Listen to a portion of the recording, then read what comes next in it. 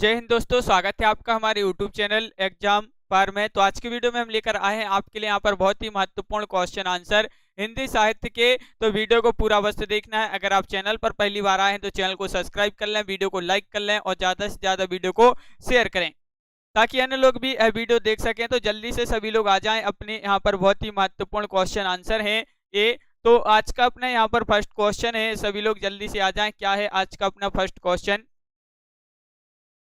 तो देखिए, आज का अपना यहाँ पर फर्स्ट क्वेश्चन पूछा गया है कि शेक्सपियर के सभी नाटकों का हिंदी अनुवाद किसने किया है। सभी लोग आंसर कमेंट में बताते जाएंगे। एक बार वीडियो को सभी लोग लाइक कर दें और शेयर कर दें।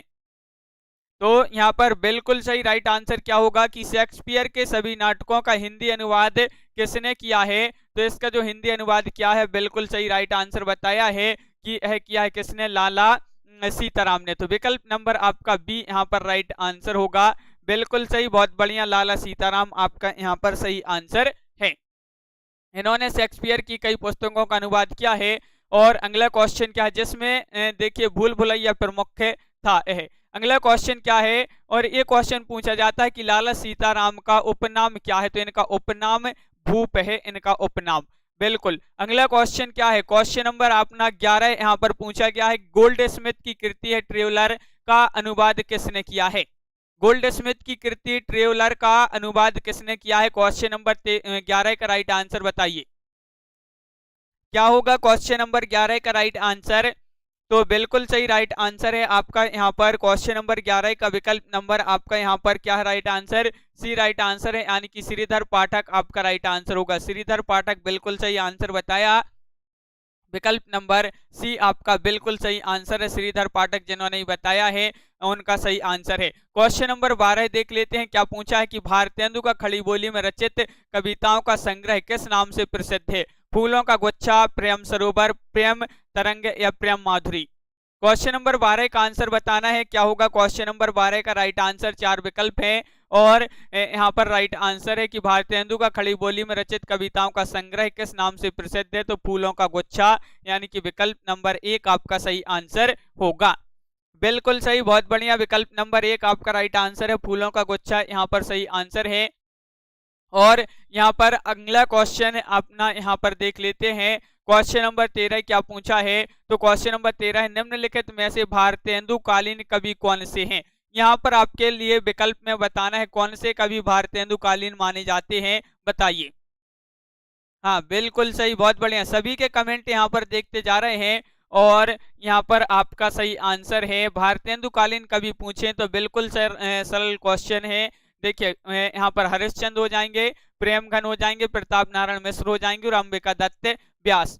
तो विकल्प नंबर 1 आपका यहाँ पर सही आंसर है, बिल्कुल सही। ये जो है भारतेंदु हरिश्चंद्र, बद्री नारायण चौधरी, प्रेमघन, प्रताप नारायण मिश्र, जगमोहन सिंह, अंबिका दत्त व्यास, राधा कृष्ण दास, ये जो है भारतेंदु कवि माने जाते हैं। बिल्कुल सही, बहुत बढ़िया। अगला क्वेश्चन देखते हैं। क्वेश्चन नंबर 14 क्या पूछा गया है यहाँ पर। क्वेश्चन नंबर 14 तो देखिए, कौन सा निबंधकार भारतेंदु युग का नहीं है, बताइए। कौन सा निबंधकार भारतेंदु युग का नहीं है। क्वेश्चन नंबर 14 का सभी लोग आंसर बताएंगे। क्या होगा राइट आंसर, सभी लोग बताएंगे। क्वेश्चन नंबर 14 का सही आंसर, कौन सा निबंधकार भारतेंदु युग का नहीं है। तो आपका यहाँ पर बिल्कुल सही राइट आंसर होगा क्वेश्चन नंबर 14 का विकल्प नंबर आपका यहाँ पर क्या है सही आंसर। तो बिल्कुल सही राइट आंसर बताए कि विकल्प नंबर आपका बी राइट आंसर है, बाल मुकुंद गुप्त आपका राइट आंसर होगा। बाल मुकुंद गुप्त बिल्कुल सही, बहुत बढ़िया, विकल्प नंबर बी ये जो है भारतेंदु युग के नहीं है, बिल्कुल सही। बाल मुकुंद गुप्त की रचनाओं की बात करें, शिव शंभू का चिट्ठे और खत, द्विवेदी युग के प्रमुख निबंधकार महावीर प्रसाद द्विवेदी, गोविंद नारायण मिश्र, माधव प्रसाद मिश्र, मिश्र बंधु, गोपाल राम गहमरी, सरदार पूर्ण सिंह, चंद्रधर शर्मा गुलेरी आदि माने जाते हैं। ये द्विवेदी युग के कवि माने जाते हैं। बिल्कुल। अगला क्वेश्चन अपना, अगला क्वेश्चन क्या पूछा है तो यहाँ पर देख लेते हैं। क्वेश्चन नंबर अपना यहाँ पर है 15। भारतेंदु ने अपना बलिया वाला ऐतिहासिक व्याख्यान दिया था, कब दिया था। क्वेश्चन नंबर 15 में बताना है। क्वेश्चन नंबर 15 है राइट आंसर कि भारतेंदु ने अपना बलिया वाला ऐतिहासिक व्याख्यान दिया था, तो कब दिया था। बिल्कुल सही राइट आंसर है क्वेश्चन नंबर 15 का आपका विकल्प नंबर यहाँ पर क्या होगा सही आंसर 15 का। तो बिल्कुल सही राइट आंसर है आपका यहाँ पर विकल्प नंबर सी यानी कि 1884 ईस्वी में। 1884 ईस्वी विकल्प नंबर आपका यहाँ पर सी राइट आंसर होगा। बिल्कुल सही, सी जिन्होंने बताया है उनका सही आंसर है। देखिए, हिंदी साहित्य में रुचि रखने वालों के लिए ददरी मेले का एक खास ऐतिहासिक महत्व है और भारतेंदु ने नवंबर 1884 में यहाँ एक व्याख्यान दिया था जिसे बलिया व्याख्यान या बलिया का भाषण के नाम से जाना जाता है। बिल्कुल सही। अगला क्वेश्चन क्या है, तो क्वेश्चन नंबर अपना यहाँ पर पूछा है 16, समस्या पूर्ति किस युग की विशेषता है, ये आपके लिए बताना है। समस्या पूर्ति किस युग की विशेषता मानी जाती है, भारतेंदु युग, द्विवेदी युग, छायावादी युग या फिर प्रगतिवादी युग। क्वेश्चन नंबर 16 है जो कि बहुत ही महत्वपूर्ण क्वेश्चन पूछा गया है और आपका यहाँ पर सही आंसर है क्वेश्चन नंबर 16 का, समस्या पूर्ति किस युग की विशेषता है, तो आपका बिल्कुल सही राइट आंसर है, ये भारतेंदु युग की विशेषता मानी जाती है। तो विकल्प नंबर 1 आपका सही आंसर होगा। बिल्कुल सही, जिन्होंने विकल्प नंबर 1 बताया है उनका सही आंसर होगा। बिल्कुल सही, बहुत बढ़िया। अगला क्वेश्चन क्या है, तो यहाँ पर देख लेते हैं। क्वेश्चन नंबर अपना 17 दिया है कि भारतेंदु युग के नाटककार कौन माने जाते हैं, बताइए। श्रीनिवास दास हैं, हरिकृष्ण प्रेमी है, प्रसाद है, वृंदावन लाल वर्मा है। क्वेश्चन नंबर अपना यहाँ पर है 17 है, भारतेंदु युग के नाटककार हैं। तो क्वेश्चन नंबर 17 का सही आंसर बताना है, क्या होगा क्वेश्चन नंबर 17 का राइट आंसर। भारतेंदु युग के नाटककार कौन माने जाते हैं, मोस्ट इंपोर्टेंट क्वेश्चन है और बिल्कुल सही राइट आंसर है श्रीनिवास दास, आपका सही आंसर होगा। विकल्प नंबर 1 सही आंसर है। विकल्प नंबर 1 राइट आंसर है। भारतेंदु युग के लेखकों में बालकृष्ण भट्ट, प्रताप नारायण मिश्र, राधाचरण गोस्वामी, बद्री नारायण चौधरी, प्रेमगन, लाला श्रीनिवास दास और बाबू देवकी नंदन खत्री, किशोरी लाल गोस्वामी आदि उल्लेखनीय हैं। बिल्कुल सही। अगला क्वेश्चन क्या है, तो अगला क्वेश्चन देखते हैं। भारतेंदु युग का कौन सा कवि पुष्टि मार्ग में दीक्षित था, ये आपके लिए बताना है। भारतेंदु युग का वह कौन सा कवि था जो पुष्टि मार्ग में दीक्षित था। बालकृष्ण भट्ट थे, प्रेमगन थे, भारतेंदु हरिश्चंद्र थे, प्रताप नारायण मिश्र थे। तो आपका यहाँ पर क्वेश्चन नंबर 18 का जो सही आंसर है, 18 का राइट आंसर बताना है। तो बिल्कुल सही राइट आंसर है आपका 18 का विकल्प नंबर यहाँ पर बी राइट आंसर है, भारतेंदु हरिश्चंद्र। बिल्कुल सही, भारतेंदु हरिश्चंद्र जिन्होंने बताया है उनका सही आंसर है। बहुत बढ़िया, भारतेंदु हरिश्चंद्र आपका यहाँ पर सही आंसर होगा। हाँ, बिल्कुल सही। अगला क्वेश्चन देखते हैं। क्वेश्चन नंबर आपका यहाँ पर 19 क्या पूछा है, तो क्वेश्चन नंबर 19 है, गद्य रचना को एक कला के रूप में ग्रहण करने वाले, कलम की कारागिरी समझने वाले लेखक थे, कौन थे वह लेखक, क्वेश्चन नंबर 19 में आपको बताना है।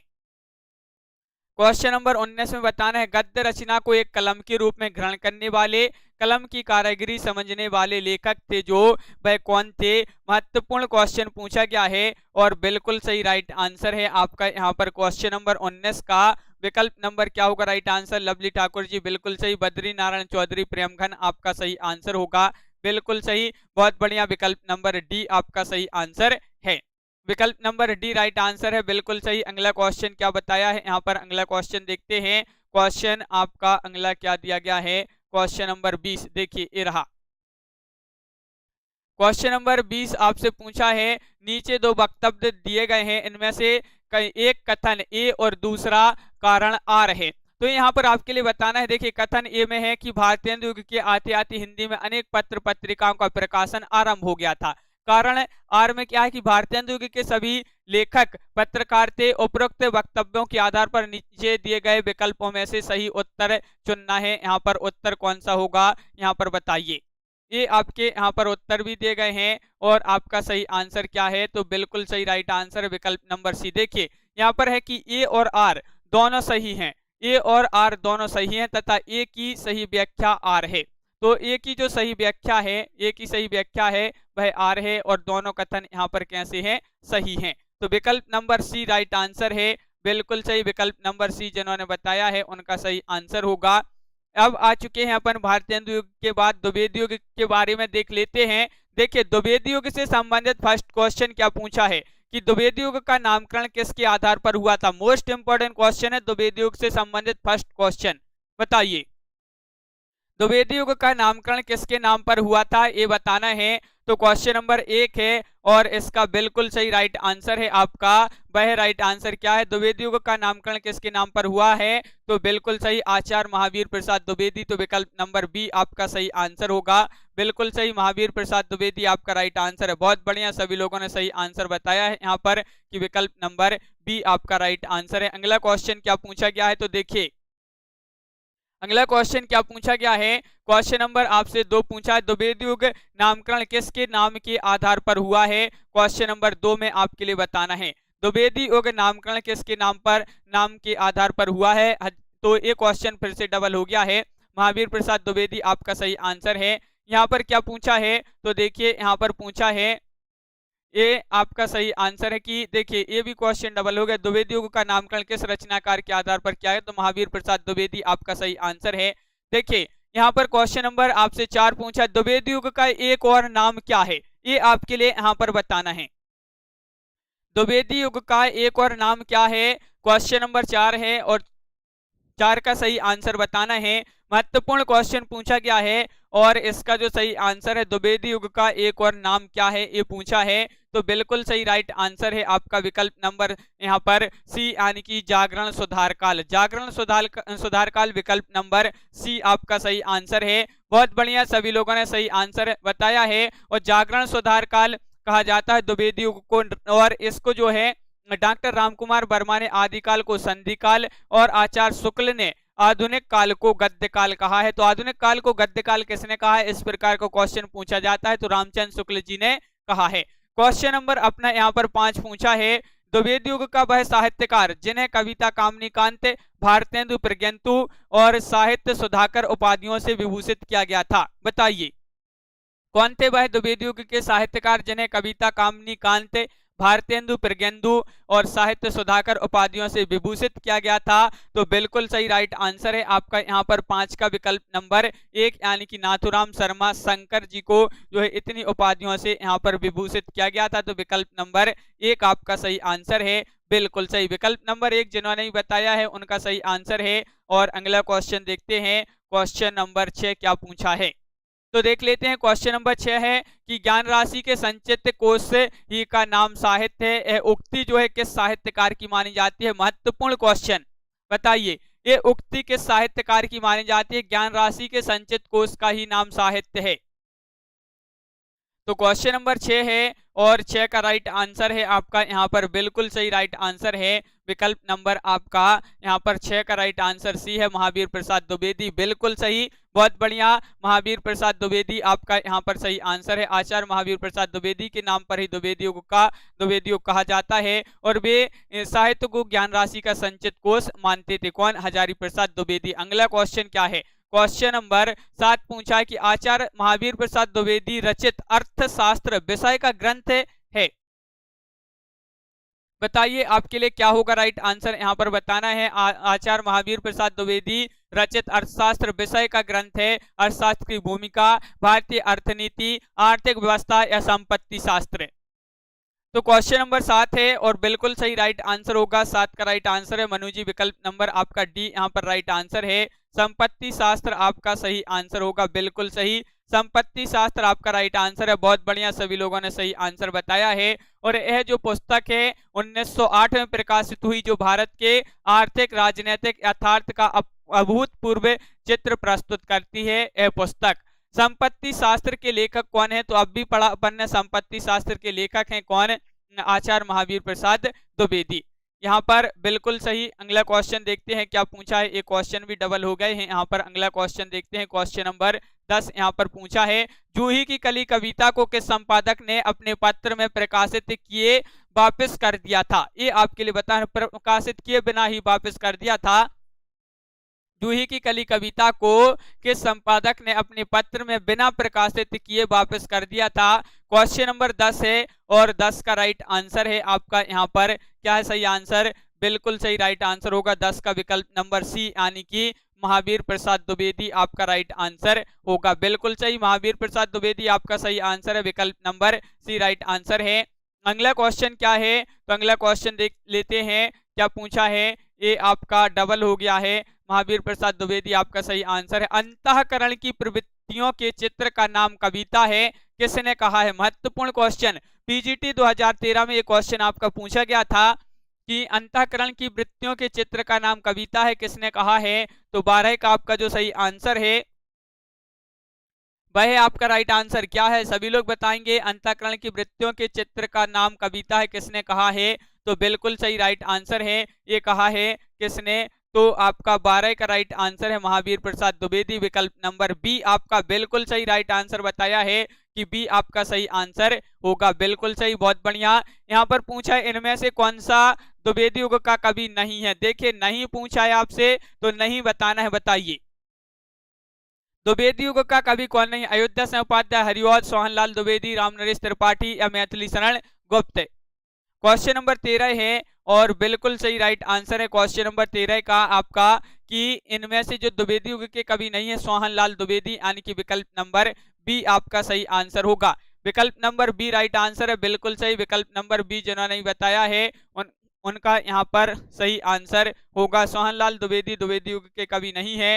अगला क्वेश्चन देखते हैं क्या पूछा है।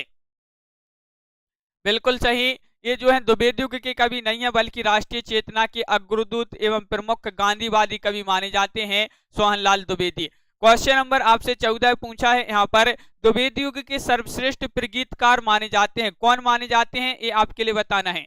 द्विवेदी युग के सर्वश्रेष्ठ प्रगीतकार माने जाते हैं, क्वेश्चन नंबर 14 है और 14 का सही आंसर आपका यहाँ पर जो होगा वह है विकल्प नंबर आपका यहाँ पर सी राइट आंसर है मुकुटधर पांडे, बिल्कुल सही। मुकुटधर पांडे ये जो है द्विवेदी युग के सर्वश्रेष्ठ प्रगीतकार के रूप में माने जाते हैं, तो विकल्प नंबर सी यहाँ पर बिल्कुल सही, बहुत बढ़िया, सभी लोगों ने सही आंसर बताए हैं, बिल्कुल सही। अगला क्वेश्चन क्या है देखिए, छायावाद का पूर्वाभास किस कवि की रचना में प्रकट होता है, ये आपको बताना है। क्वेश्चन नंबर 15 है और 15 का सही आंसर क्या होगा?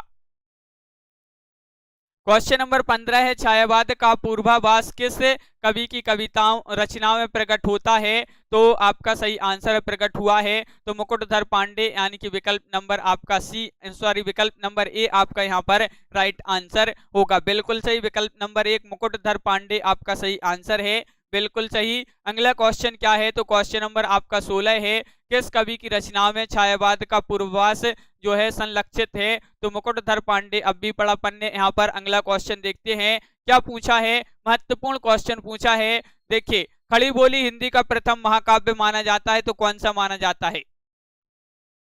क्वेश्चन नंबर 17, खड़ी बोली हिंदी का प्रथम महाकाव्य माना जाता है, तो आपका यहाँ पर 17 का राइट आंसर होगा, बिल्कुल सही राइट आंसर है 17 का। विकल्प नंबर आपका यहाँ पर क्या राइट आंसर? सी राइट आंसर है प्रिय प्रवास। प्रिय प्रवास आपका ये जो है खड़ी बोली का प्रथम महाकाव्य माना जाता है, बिल्कुल सही, बहुत बढ़िया। प्रिय प्रवास अयोध्या सिंह उपाध्याय कृत प्रिय प्रवास संस्कृत की समस्त तथा कोमल कांत पदावली से अलंकृत एवं संस्कृत वर्ण वृत्तों में लिखित हिंदी खड़ी बोली का प्रथम महाकाव्य माना जाता है, बिल्कुल सही। इसमें पूछा जाता है कि प्रिय प्रवास में कितने सर्ग हैं, सर्ग पूछा जाता है, तो इसमें 17 सर्ग हैं। कितने सर्ग हैं? 17 सर्ग हैं, याद रखिए 17 सर्गों में विभक्त है। इसमें श्रृंगार और करुण रस की प्रधानता है। अगला क्वेश्चन क्या है, तो अगला क्वेश्चन यहाँ पर देखते हैं। क्वेश्चन आपका क्या पूछा गया है, देखिए अगला क्वेश्चन तो यहाँ पर दिया गया है कि खड़ी बोली हिंदी का आधुनिक कालीन प्रथम महाकाव्य है, तो वही पूछा गया है आपसे, तो वह आपका प्रिय प्रवास यहाँ पर विकल्प नंबर बी राइट आंसर है। प्रिय प्रवास आपका सही आंसर है, बिल्कुल सही। देखिए अब भी बताया था हमने कि हरिऔध के प्रिय प्रवास महाकाव्य में सर्गों की संख्या कितनी है, तो अब भी बताया था कि इसमें सर्गों की संख्या कितनी? 17 है, तो विकल्प नंबर 1 आपका राइट आंसर होगा, 17 आपका राइट आंसर है, बिल्कुल सही। क्वेश्चन नंबर आपका यहाँ पर 20 पूछा है, हरिऔध अयोध्या सिंह उपाध्याय हरिऔध द्वारा लिखित काव्य ग्रंथ कौन सा माना जाता है? इनका काव्य ग्रंथ बताना है कौन सा माना जाता है। अयोध्या सिंह उपाध्याय हरिऔध द्वारा लिखित काव्य ग्रंथ है पथिक है, कनुप्रिया है, चौके चौबदे है या फिर बासव दत्ता है। क्वेश्चन नंबर 20 है और बिल्कुल सही राइट आंसर है क्वेश्चन नंबर 20 का। विकल्प नंबर आपका यहाँ पर सी राइट आंसर है, यानी कि चौके चौपदे आपका सही आंसर होगा, बिल्कुल सही। विकल्प नंबर सी आपका राइट आंसर यहाँ पर है। क्वेश्चन नंबर 21 देख लेते हैं क्या पूछा गया है। क्वेश्चन नंबर 21 आपका यहाँ पर दिया गया है, देखिए यहाँ पर पूछा है वैदेही वनवास नामक काव्य ग्रंथ लिखा है, किसने लिखा है बताइए। वैदेही वनवास काव्य ग्रंथ किसने लिखा है। क्वेश्चन नंबर 21 से महत्वपूर्ण है।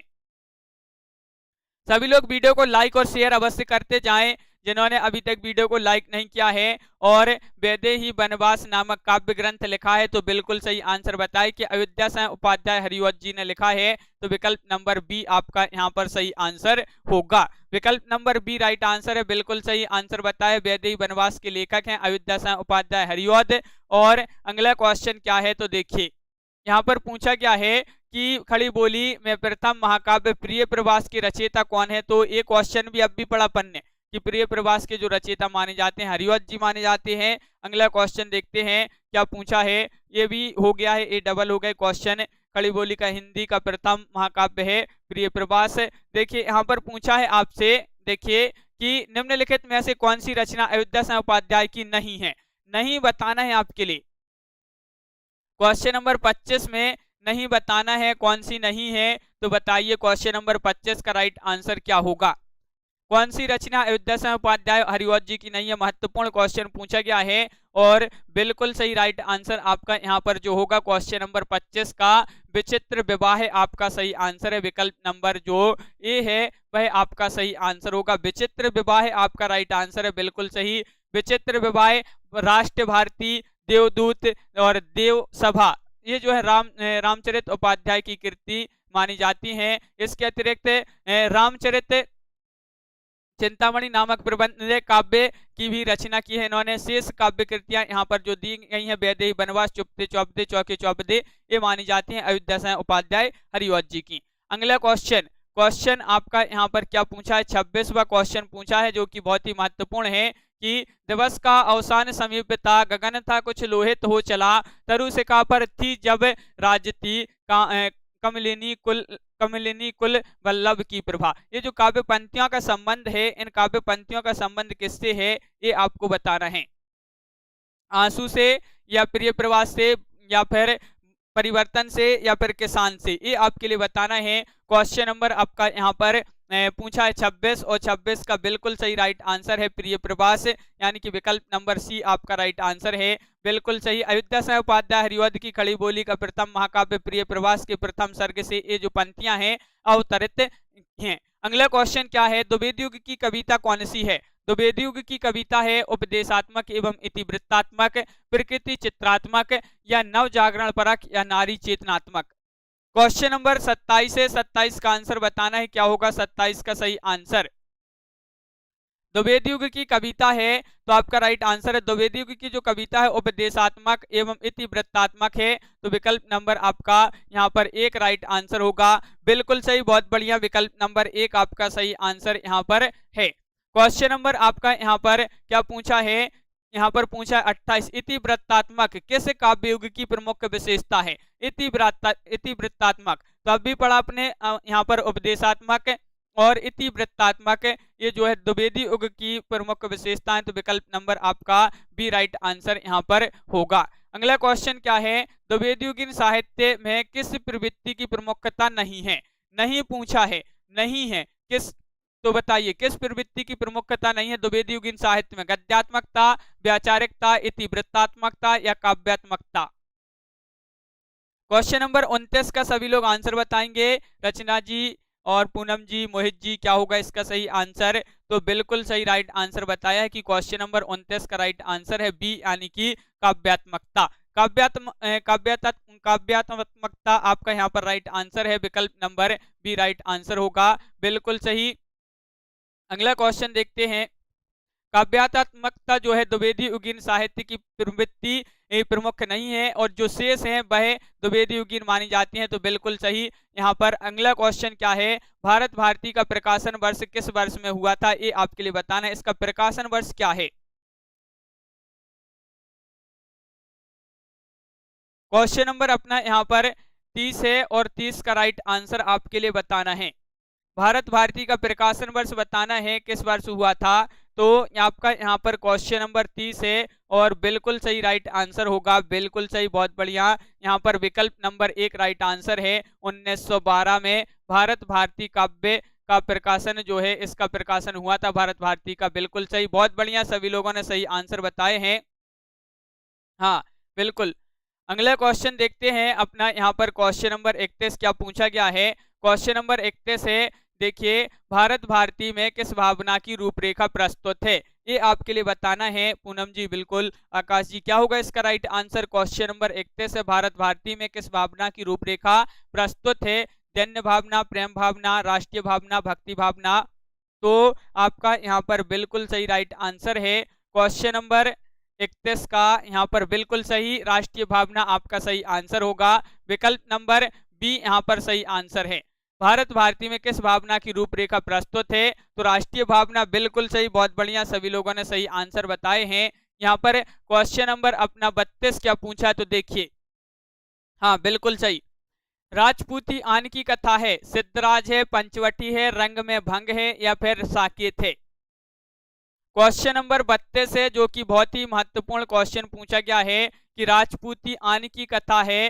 तो आपका यहाँ पर क्वेश्चन नंबर 32 है, और 32 का बिल्कुल सही राइट आंसर है वह है रंग में भंग। विकल्प नंबर आपका बी यहाँ पर सही आंसर होगा। रंग में भंग आपका राइट आंसर है, बिल्कुल सही, बहुत बढ़िया, राजपूती आन की कथा है। और क्वेश्चन नंबर 33 यहाँ पर क्या पूछे गए हैं। क्वेश्चन नंबर 33 देखिए, चिरगांव, चिरगांव किस कवि का जन्म स्थान माना जाता है। महत्वपूर्ण क्वेश्चन पूछा गया है क्वेश्चन नंबर 33, और 33 का सही आंसर क्या होगा।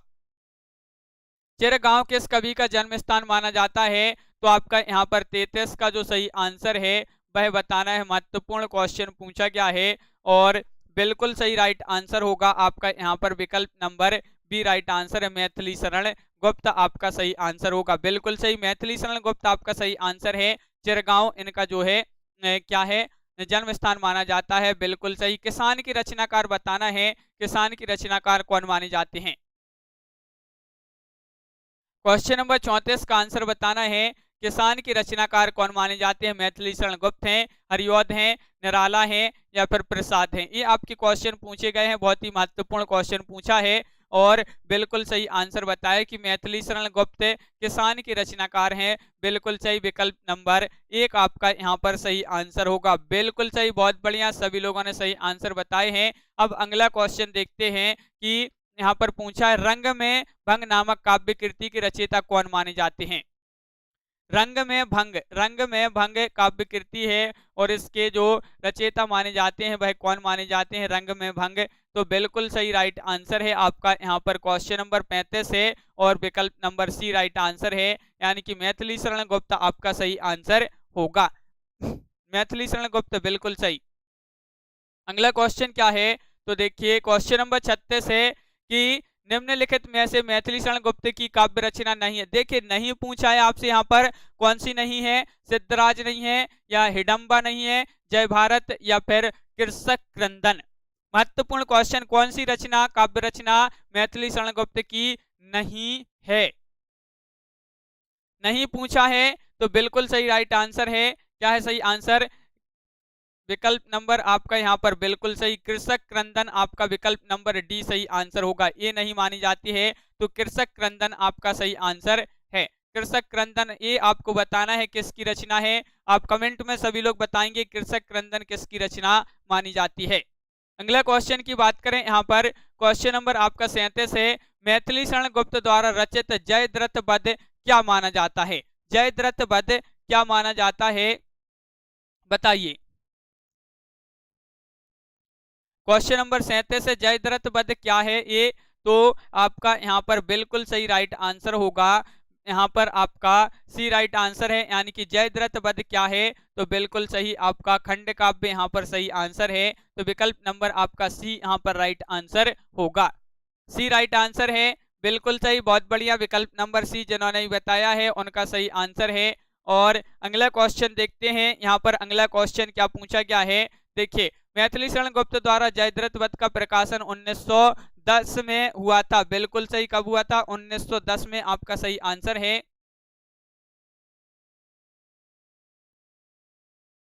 हाँ छाया जी, बिल्कुल। तो यहाँ पर अगला क्वेश्चन देख लेते हैं, मैथिली शरण गुप्त द्वारा जो रचित जयद्रथ वध इसका प्रकाशन अगर पूछा जाए तो 1910 आपका सही आंसर होगा। 10 आपका राइट आंसर होगा, बिल्कुल सही। हाँ, गया प्रसाद जी का था कृषक क्रंदन, बिल्कुल। अगला क्वेश्चन है, साकेत महाकाव्य का सर्वाधिक मार्मिक सर्ग कौन सा माना जाता है? क्वेश्चन नंबर 38 है और 38 का सही आंसर बताना है। 38 का जो सही आंसर है, बिल्कुल सही, कृषक क्रंदन की जो रचना है गया प्रसाद जी की है, गया प्रसाद शुक्ल स्नेही। और यहाँ पर साकेत महाकाव्य का प्रिय जो सर्वाधिक मार्मिक सर्ग माना जाता है वह कौन सा माना जाता है? तो बिल्कुल सही राइट आंसर है नवम, यानी कि विकल्प नंबर डी आपका सही आंसर है। बहुत बढ़िया, नवम आपका यहाँ पर सही आंसर है, विकल्प नंबर डी राइट आंसर होगा, बिल्कुल सही, बहुत बढ़िया, सभी लोगों ने सही आंसर बताए हैं। अगला क्वेश्चन देखते हैं, क्वेश्चन नंबर 39 क्या पूछा गया है। क्वेश्चन नंबर 39 की बात करें कि साकेत की कथा का मुख्य संबंध किसके चरित्र विकास से जुड़ा हुआ है? क्वेश्चन नंबर 39 है और 39 का सही आंसर बताना है। 39 का राइट आंसर यहाँ पर सभी लोग बताएंगे, वीडियो को एक बार लाइक अवश्य कर लें सभी लोग। और बिल्कुल सही राइट आंसर है, साकेत की कथा का मुख्य संबंध किसके चरित्र विकास से जुड़ा है? तो आपका सही आंसर है क्वेश्चन नंबर 39 का विकल्प नंबर बी राइट आंसर होगा, लक्ष्मण और उर्मिला के। विकल्प नंबर आपका यहाँ पर डी राइट आंसर होगा, लक्ष्मण और उर्मिला के, तो बिल्कुल सही आंसर है आपका। बहुत बढ़िया, सभी लोगों ने सही आंसर बताया है। अगला क्वेश्चन क्या है, यहाँ पर पूछा गया है कि मैथिली शरण गुप्त ने इतिहास के उपेक्षित नारी पात्र को निम्न में से किस पुस्तक में प्रतिष्ठित किया है? वह पुस्तक आपके लिए बताना है। क्या होगा सही आंसर? तनुजी एंटरटेनमेंट गर्ल जी, बिल्कुल। तो यहाँ पर आपका होगा, मैथिली शरण गुप्त ने इतिहास के उपेक्षित नारी पात्र को निम्न पुस्तक में प्रतिष्ठित किया है, तो वह पुस्तक है साकेत, यानी कि विकल्प नंबर डी आपका राइट आंसर होगा। डी राइट आंसर है, बिल्कुल सही, बहुत बढ़िया, डी यहाँ पर सही आंसर है। क्वेश्चन नंबर 41 क्या पूछा है, द्विवेदी युग के संपूर्णता प्रतिनिधि कवि माने जाते हैं? श्रीधर पाठक हैं, मैथिली शरण गुप्त हैं, हरिऔध हैं, इनमें से कोई नहीं है। ये क्वेश्चन आपका टीजीटी 2004 में पूछा गया था कि द्विवेदी युग के संपूर्णता प्रतिनिधि कवि हैं, तो कौन है? तो आपका यहाँ पर बिल्कुल सही राइट आंसर है क्वेश्चन नंबर 41 का विकल्प नंबर आपका यहाँ पर क्या होगा, 41 का बिल्कुल सही राइट आंसर बताए कि सी राइट आंसर है, मैथिली शरण गुप्त आपका सही आंसर होगा। मैथिली शरण गुप्त आपका राइट आंसर है, बहुत बढ़िया, बिल्कुल सही, सभी लोगों ने सही आंसर बताए हैं। मैथिली शरण गुप्त द्विवेदी युग के संपूर्णता प्रतिनिधि कवि मैथिली शरण गुप्त हैं, बिल्कुल सही। क्वेश्चन नंबर 42 यहाँ पर क्या पूछा गया है, तो देख लेते हैं। क्वेश्चन नंबर 42 यहाँ पर देखिए, 42वां क्वेश्चन नहीं है, छायावाद से संबंधित। अब अपन आ गए हैं, द्विवेदी युग हो चुका है, भारतीय युग हो गया है, अब छायावाद पर आ चुके हैं। तो छायावाद से संबंधित फर्स्ट क्वेश्चन आपका जो महत्वपूर्ण क्वेश्चन पूछा जाता है कि छायावाद शब्द का सर्वप्रथम प्रयोग किस आलोचक ने किया था? वह आलोचक आपके लिए बताना है, कौन है वह आलोचक जिन्होंने छायावाद शब्द का सर्वप्रथम प्रयोग किया था, बताइए। क्वेश्चन नंबर 1 है और इसका जो सही आंसर है वह क्या होगा राइट आंसर? तो बिल्कुल सही राइट आंसर है मुकुटधर पांडे, इन्होंने छायावाद शब्द का सर्वप्रथम प्रयोग किया था, ये आलोचक मुकुटधर पांडे, विकल्प नंबर 1 आपका यहाँ पर सही आंसर होगा, बिल्कुल सही, मुकुटधर पांडे आपका सही आंसर है। अगला क्वेश्चन क्या पूछा गया है, छायावाद शब्द का सर्वप्रथम प्रयोग मुकुटधर पांडे ने किया था, बिल्कुल। और छायावाद का प्रवर्तक किसे माना जाता है? ये क्वेश्चन आपका महत्वपूर्ण है और पूछा गया है पीजीटी 2011 में। पीजीटी की परीक्षा में पूछा गया था कि छायावाद युग का प्रवर्तक, छायावादी युग का प्रवर्तक जो माने जाते हैं वह कौन माने जाते हैं? तो क्वेश्चन नंबर 3 का राइट आंसर सभी लोगों ने सही आंसर बताया कि जयशंकर प्रसाद, जयशंकर प्रसाद आपका यहाँ पर सही आंसर होगा, जयशंकर प्रसाद बिल्कुल सही राइट आंसर बताया है। बहुत बढ़िया, याद रखिए महत्वपूर्ण क्वेश्चन है, छायावादी युग के प्रवर्तक माने जाते हैं जयशंकर प्रसाद। और क्वेश्चन नंबर आपका 4 क्या पूछा गया है, तो देखिए छायावाद की पहली रचना मानी जाती है, कौन सी मानी जाती है ये आपको बताना है। छायावाद की पहली रचना कौन सी मानी जाती है? पल्लव, कामायनी, लहर, झरना, ये आपके 4 विकल्प दिए गए हैं। छायावाद की पहली रचना कौन सी मानी जाती है? तो बिल्कुल सही राइट आंसर है आपका क्वेश्चन नंबर यहाँ पर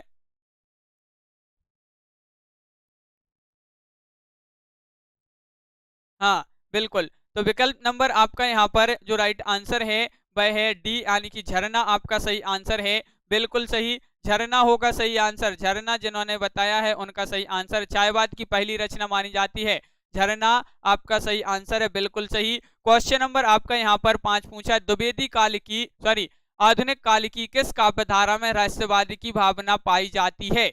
आधुनिक काल की किस काव्यधारा में रहस्यवाद की भावना पाई जाती है? द्विवेदी युग, प्रगतिवाद या छायावाद या प्रयोगवाद? क्वेश्चन नंबर है 5 और 5 का बिल्कुल सही राइट आंसर है, बिल्कुल सही, बहुत बढ़िया। 5 का आपका सही आंसर है यहाँ पर विकल्प नंबर बी कि आधुनिक काल की किस काव्यधारा में रहस्यवाद की भावना पाई जाती है, वह कौन सा काव्यधारा है? तो छायावाद आपका बिल्कुल सही राइट आंसर होगा। छायावाद आपका सही आंसर है, बिल्कुल सही आंसर, सभी लोगों ने सही आंसर बताया है। क्वेश्चन नंबर अपना यहाँ पर पूछा है 6 कि छायावाद की निम्नलिखित विशेषताएं हो सकती हैं, कौन कौन सी हो सकती हैं? यहाँ पर आप बताइए। ये 4 विकल्प हैं और उनके कूट भी यहाँ पर नीचे दिए गए हैं, बताइए। इनमें से बताना है कि छायावाद की विशेषताएं कौन कौन सी हो सकती हैं।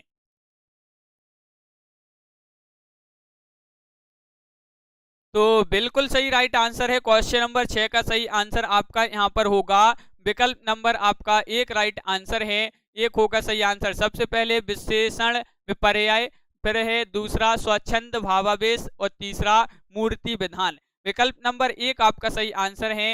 ये जो है छायावाद की विशेषताएं हैं। तो इस प्रकार आपका कूट में ये जो है विकल्प नंबर राइट ए आपका सही आंसर होगा, बिल्कुल सही। इति वृत्तात्मकता द्विवेदी युग की है, मनु जी बिल्कुल सही, बहुत बढ़िया। हाँ, अगला क्वेश्चन देखते हैं। क्वेश्चन नंबर आपका यहाँ पर 7 क्या पूछा गया है? तो क्वेश्चन नंबर 7 यहाँ पर देख लेते हैं। देखिए क्वेश्चन नंबर 7 की बात करें कि चित्रात्मक भाषा एवं लाक्षणिक पदावली किस युग की कविता की विशेषता है? तो अब यहाँ पर आपके लिए बताना है ये क्या होगा सही आंसर। चित्रात्मक भाषा और लाक्षणिक पदावली किस युग की कविता की विशेषता है? छायावाद, प्रयोगवाद, प्रगतिवाद, इनमें से कोई नहीं। सभी लोग वीडियो को एक बार लाइक अवश्य कर लेंगे। जिन्होंने अभी तक वीडियो को लाइक नहीं किया है एक बार जरूर कर लें वीडियो को लाइक। और आपका सही आंसर है छायावाद, तो विकल्प नंबर 1 आपका सही आंसर होगा, बिल्कुल सही, बहुत बढ़िया। विकल्प नंबर 1 आपका सही आंसर है, बिल्कुल सही आंसर बताया है। अगला क्वेश्चन देखते हैं। क्वेश्चन नंबर 8 आपसे पूछा है, क्या पूछा है देखिए, छायावाद में वक्रता का वैभव मिलता है, प्रसाद के काव्य में निम्नलिखित में से किसका उत्कर्ष मिलता है? बताइए। छायावाद में वक्रता का वैभव मिलता है, प्रसाद के काव्य में निम्नलिखित में से किसका उत्कर्ष मिलता है?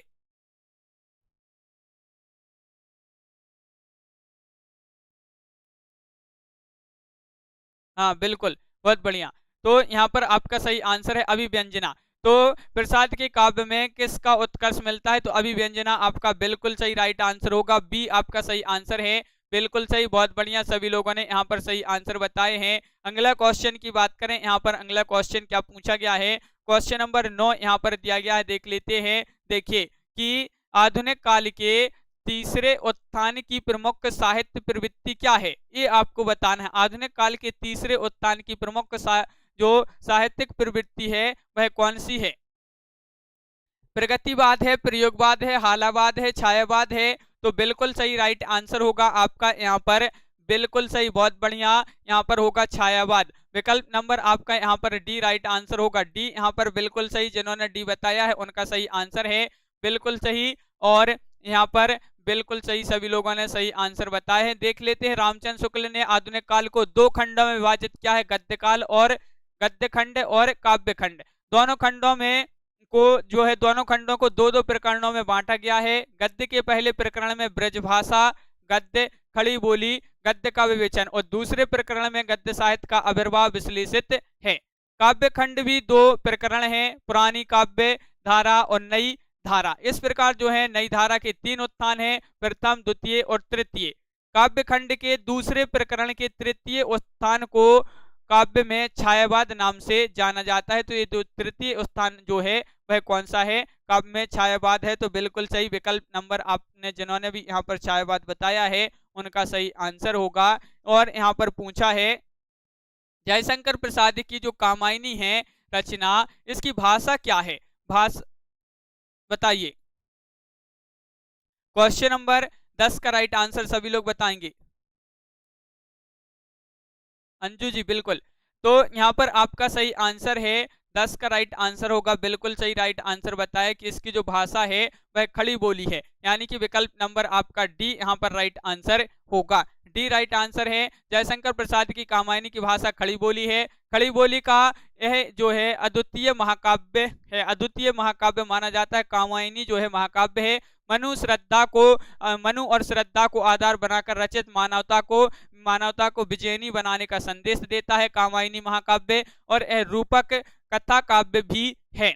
उनकी यह कीर्ति छायावाद और खड़ी बोली की काव्य गरिमा का ज्वलंत उदाहरण माना जाता है। सुमित्रा नंदन पंत इसे हिंदी में ताजमहल के समान मानते हैं। देखिए सुमित्रा नंदन पंत किस महाकाव्य को जो है हिंदी में ताजमहल के समान मानते हैं, तो कामायनी को मानते हैं, जो कि जयशंकर प्रसाद जी का महाकाव्य है। बिल्कुल सही राइट आंसर है।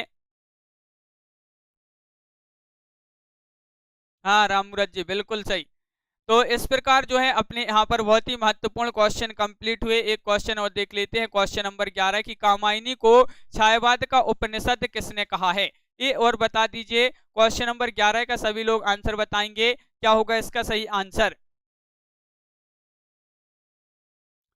तो कामायनी को छायावाद का उपनिषद किसने कहा है, तो बिल्कुल सही राइट आंसर है आपका यहाँ पर क्वेश्चन नंबर 11 का शांति प्रिय द्विवेदी आपका राइट आंसर होगा, यानी कि विकल्प नंबर डी आपका सही आंसर है। विकल्प नंबर डी जिन्होंने बताया है उनका सही आंसर है। देखिए जयशंकर प्रसाद कृत कामायनी छायावाद शैली का प्रथम महाकाव्य है।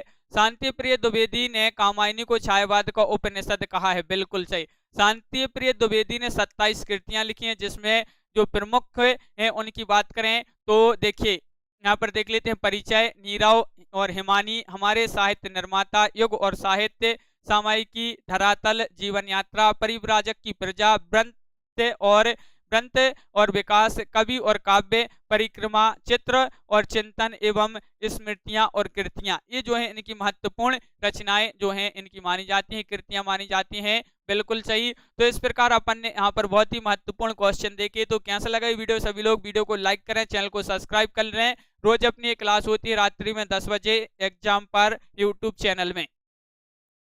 तो इस प्रकार जो है सभी लोग वीडियो को लाइक शेयर अवश्य किया करें, और टिपटॉप यूट्यूब चैनल को भी आप लोग सब्सक्राइब कर लें, क्योंकि वहां पर आपके लिए लवली ठाकुर जी, राममुरत जी, वहां पर हिंदी साहित्य के कवि लेखक हैं उनसे संबंधित सभी के वहां पर आपको वीडियो लाए जा रहे हैं। सभी कवियों से संबंधित जितने भी क्वेश्चन बनते हैं तो वह आपके लिए वहां पर लाए जाते हैं। तो टिपटॉप यूट्यूब चैनल को भी जो है सब्सक्राइब कर लें। राममुरत जी, कविता जी, मधु जी और निहू सिंह जी, तनु जी, आस्था जी, मुकनद जी, तरणवीर जी, रौली जी, संध्या गुप्ता जी और राममुरत जी, बिल्कुल, और रविता जी, सभी के लिए बहुत बहुत धन्यवाद। सभी लोग वीडियो को लाइक करें, शेयर करें। मोहित जी, प्रमिला जी, लवली ठाकुर जी, नियाज अहमद जी,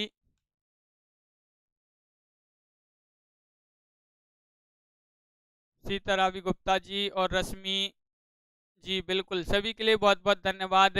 प्रीतमा जी और नीरू जी, नेहा जी, ममता जी, आस्था जी, लोकेश जी, अमिता सरकार जी, बिनू जी, प्रमिला जी, मुकनद जी और मधु जी, एंटरटेनमेंट गर्ल जी और गीतांजलि जी, लवली ठाकुर जी, संगीता जी, रौली जी, गीता जी, और सभी के लिए बहुत बहुत धन्यवाद। बिल्कुल, रतनलाल जी और ममता जी, ममता मेहता जी, साधना जी, मनु सुपरटेट जी, बिल्कुल, सभी के लिए बहुत बहुत धन्यवाद। सोनू कुमार जी, तनु जी, अरविंद जी, सुमन जी, मोहित जी, राममुरत जी, बिल्कुल, राममुरत जी, बिल्कुल, बहुत बढ़िया। रतनलाल और छाया द्विवेदी जी, त्रिलोक चंद वर्मा जी, रतनलाल जी, वेद पांडे जी, बिल्कुल, सभी के लिए बहुत बहुत धन्यवाद। तो इस प्रकार आज के वीडियो में बस इतना ही। सभी के लिए बहुत बहुत धन्यवाद। वेद पांडे जी, मीनू राय जी, सभी के लिए बहुत बहुत धन्यवाद।